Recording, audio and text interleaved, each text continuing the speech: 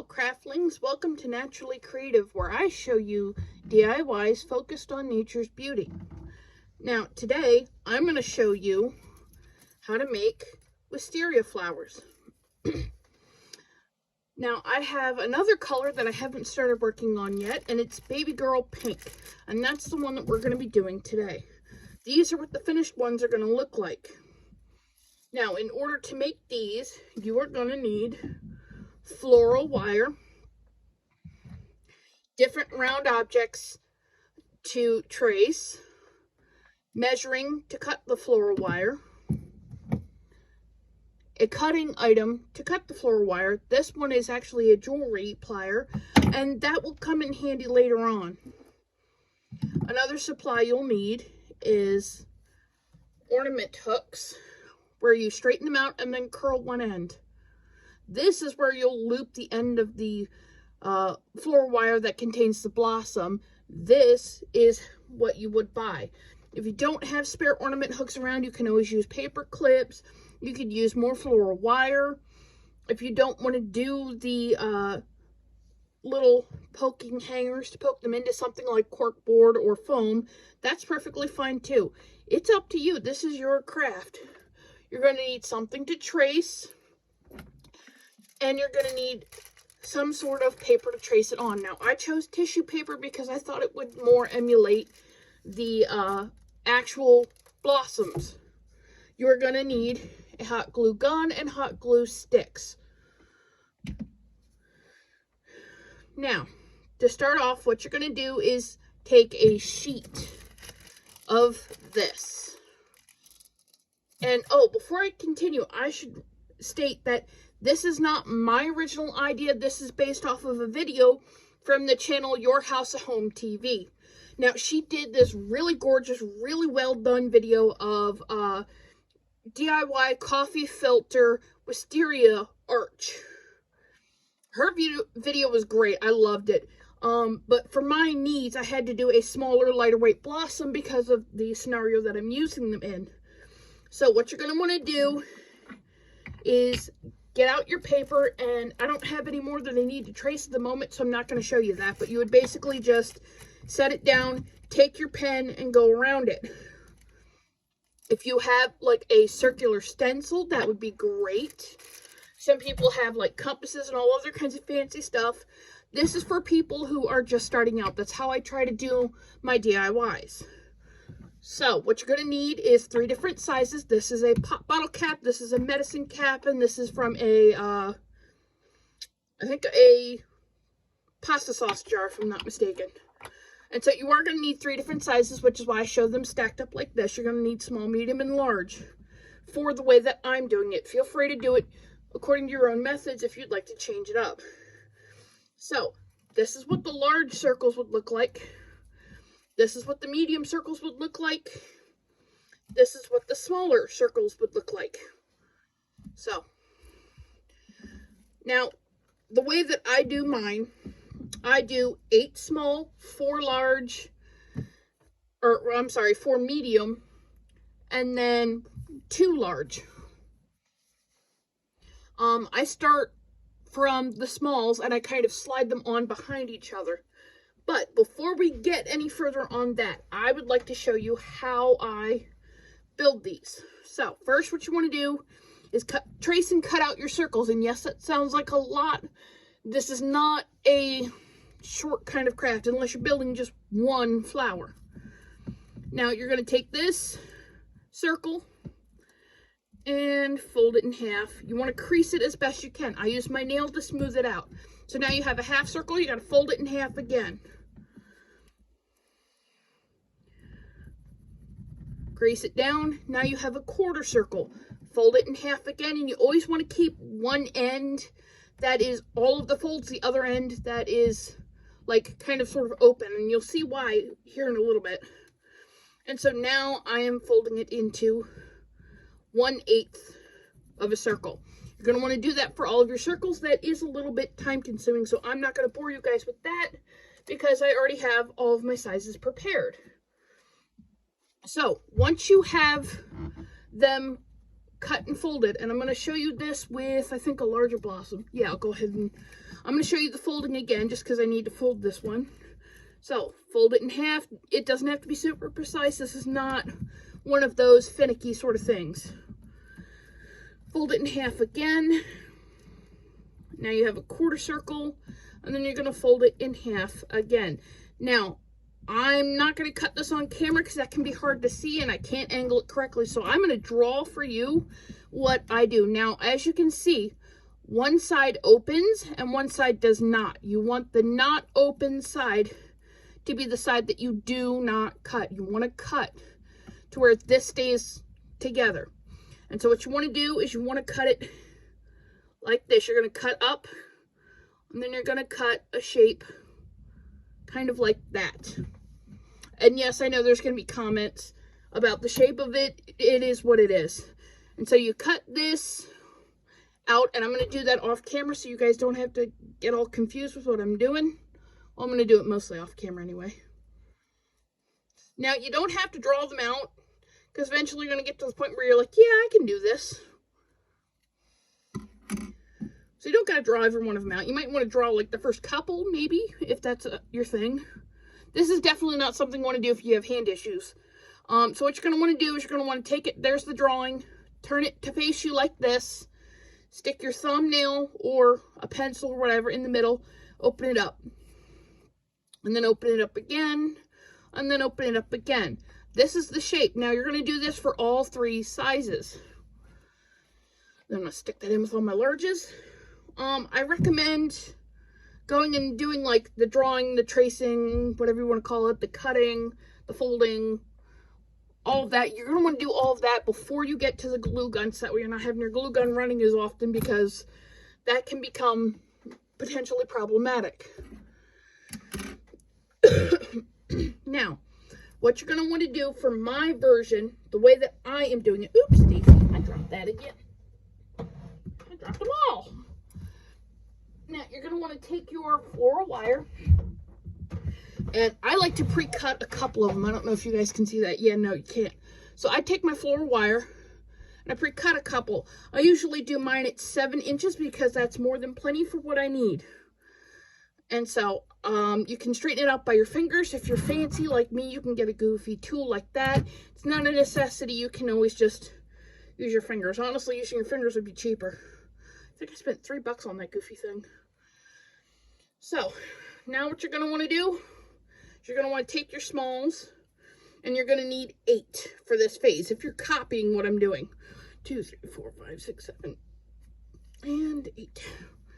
Okay, so you're going to want to have some sort of surface that you can poke through. Now, my desk has this little groove right here. I don't know if that's coming up well on camera, but this is kind of how I do it. So I take the center and I poke the wire down through to where it comes out. I hope you guys can see that. My camera's not focusing very well, but so you want to poke the wire through it. And then what you're going to do is you're going to take your hot glue gun. You're going to put a little dollop of glue on the tip, and then slide the flower up, and then pinch it like this. Now, I highly recommend giving that a chance to dry. I tend to be a bit impatient though. Now, from the other end, the rest of the booms you're going to work are from the back end, if that makes any sense. So now you want to take the next one. You want to poke through the center, which you could honestly do this into like a lot of other surfaces besides the way that I'm doing it. This is just how I've been doing it. Okay, so you slide it up. You want to leave a little bit of a gap. Apply some glue to where the wire meets the tissue paper. Slide it up the rest of the way. And then gently pinch it to match the top. That's your first blossom. Now, I'm going to show you these pre-made ones again. What you're going to do is 2 here, 2 here, 2 here, 2 here, 2 here, 2 here, and then 2 here. These are all the smalls. These are all the mediums. This is the large. You can do more of each size if you want. If you want to do more than just the 3 sizes, that's entirely up to you. That's the beauty of doing things yourself. You can customize it. So, Next, I'm going to take the next blossom, if I can get my fingers to cooperate over here. Poke this through. Now, for the next blossom, you're going to want to use the edges of the petals as kind of a measuring tool, so that way they don't end up overlapping too heavy. At least that's the way that I do it. Add a dot of glue to the center. Squeeze the petals up, kind of smooshing them into the glue. And you definitely want to leave a little bit of a gap in between the flowers. To me, it looks better. If you don't want to do that, you don't got to. That's entirely up to you. Okay, and so this is number 2 for the second blossom. Uh-oh, I think I'm losing my pieces. Again. Okay, so you poke it on. You slide it up. I have a habit of doing things out of view of the camera. And you add a dot of glue. Is this focused? Yeah, it looks like it is. And then slide it up. Okay. So there's blossom number 2 with 2 pieces. So now we're moving on to blossom number 3. And I'm going to show you how I did separate them again. You're going to want to poke it through, slide it up,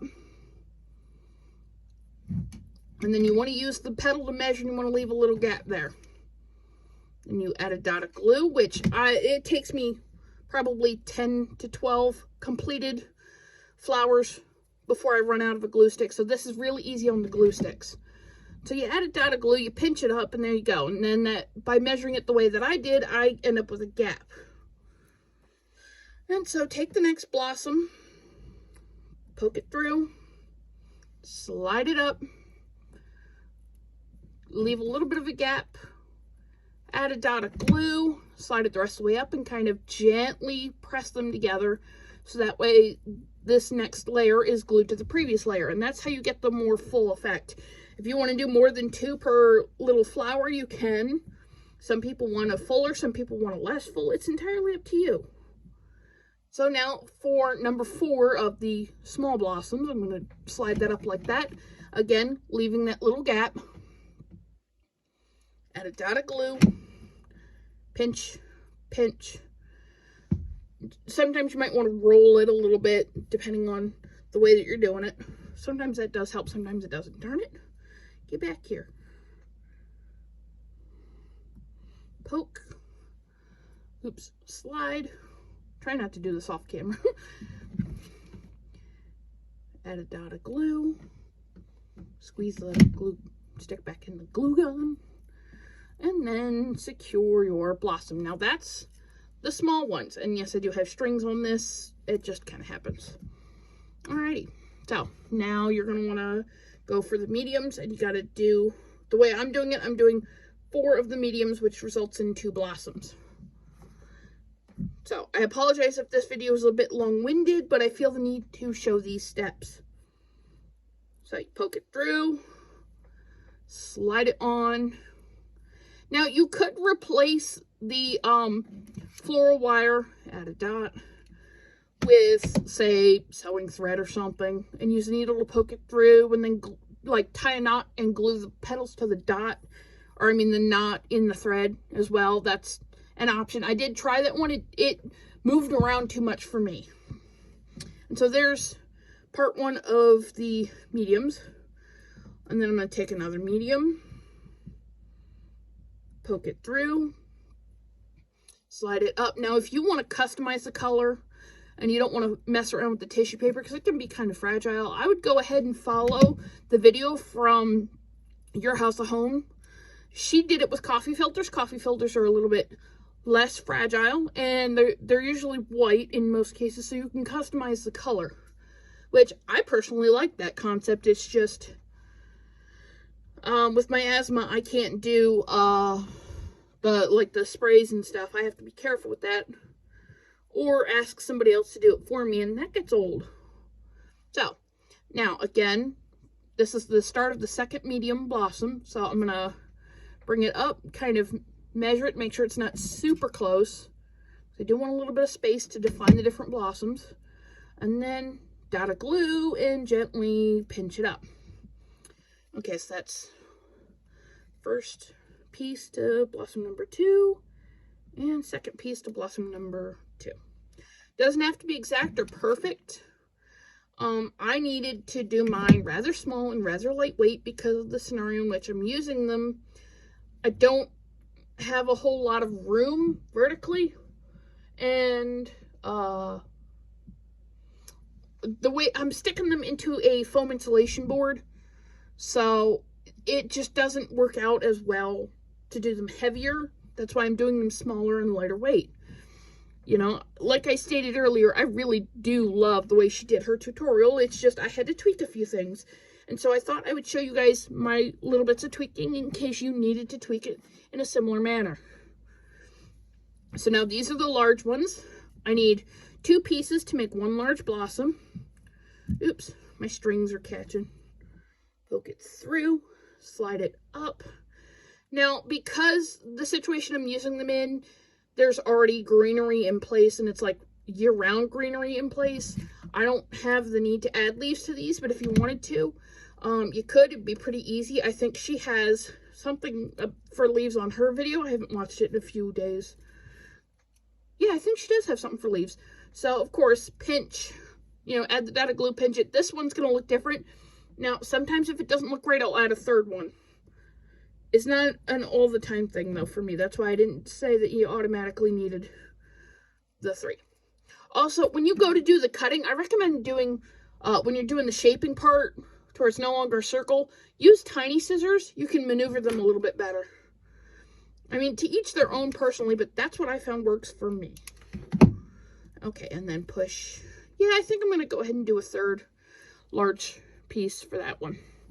And that's just my preference.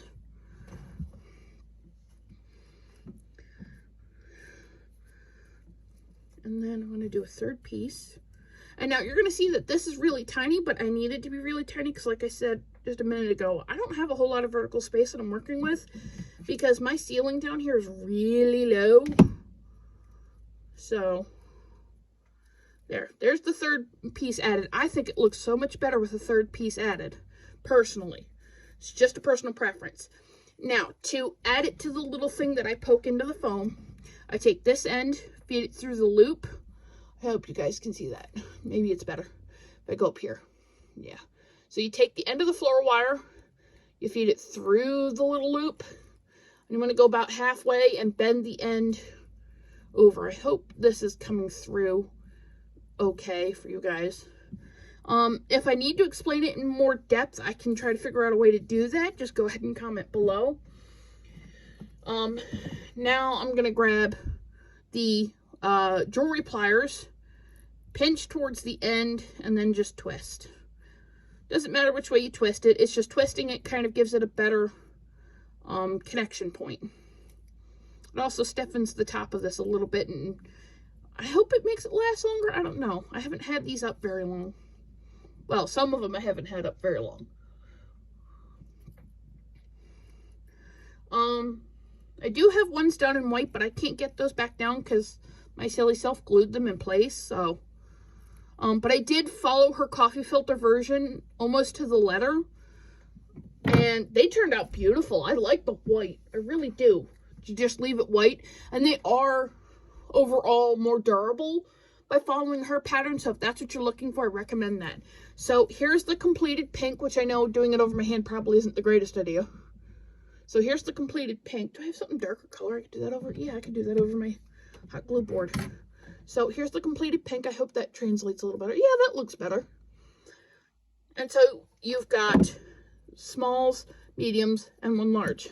And then all you're going to want to do is just do this repeatedly until you have the number of blossoms that you want. And that's all it really takes to make these. It is way more time consuming than it is complicated. So you could always recruit like somebody to help, or heck, maybe even a kid for certain parts of it, like the tracing. Then again, maybe not. Maybe that might not be a good idea.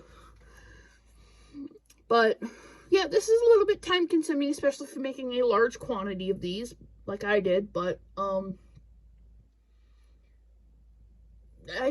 thought you guys would like to see this. Now again, because I already have greenery in place where I'm doing it, I'm not adding any greenery to these. If you want to add greenery, I would say just either Google the wisteria flowers and take a look at their leaves or just pick a random leaf to copy it with. You could even use leaves off of like fake florals or something. I hope you guys enjoyed this video, and thank you for your time in watching, and I hope you have a very good day, night, evening, whatever time it is where you are.